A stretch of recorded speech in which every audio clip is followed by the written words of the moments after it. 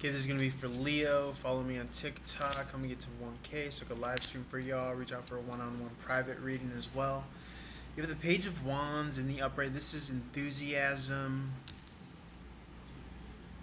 meets resources, strategy. Okay, so something is giving you this kind of energetic bump. Could be an incoming and influx of resources, and you are trying to figure out the best way to administer them. I'm getting that you're like climbing back, coming from a deficit, coming back from behind, and you're about to hit this kind of stride. Might even be, rediscovering the more romantic sides of life. You could even be getting back into dating. You've been praying for this moment. It's very apropos that this is coming out for this Leo reading. And or again, if you're not a Leo, take this for your 5th house, which is the house of romance, fun, play, R&R, drama. You've been praying for this time is what I'm getting. And I always like to mention that at the top of this card I write faith, trust in God, and the number 8, because alphanumerically, when you attribute a number to the alphabet, 1 through 26, then if you take those numbers associated to the words that spell God, right, God, whatever the corresponding numbers are, faith and trust, they all add up, break down in numerology. Numerology is about reducing the digits to kind of single numbers. So they all reduce to the number 8, and that kind of goes along with the theory that this is this kind of matrix-like structure or simulation.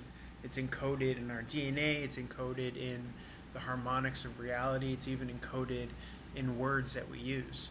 So words like faith, trust, God, they're number 8 words, because when you add up all the digits that make those letters, they add to 8, they reduce to 8, and that's high vibrational. And this is also the number 8 card, so I put that on this card for that reason. The number 8 turned sideways is the lemniscate, that's the infinity sign. So at any moment, these are the subtle resources that you don't have to wait on, right? Culture has conditioned us to only be happy when something good happens, as far as like money in our bank account or being in a relationship or a big win or a big victory. But this is a reminder that this romance of life, the joie de vivre, this beautiful feeling, it could be tapped into at any moment. You just have to shut off all the nonsense from outside, okay, and really kind of lather yourself with that frequency that you wish to feel, whether it's romance, whether it's feeling abundant, whether it's feeling loved. You don't always have to wait for the concrete resources. I also always like to preach about the 4 Pentacles.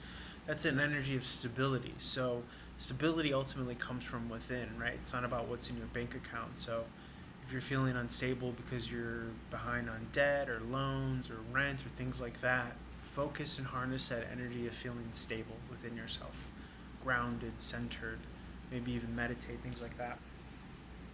But even more so, this feels like you're gonna enter a period, a phase, where you're becoming more kind of mindful of being able to tap into these frequencies at will.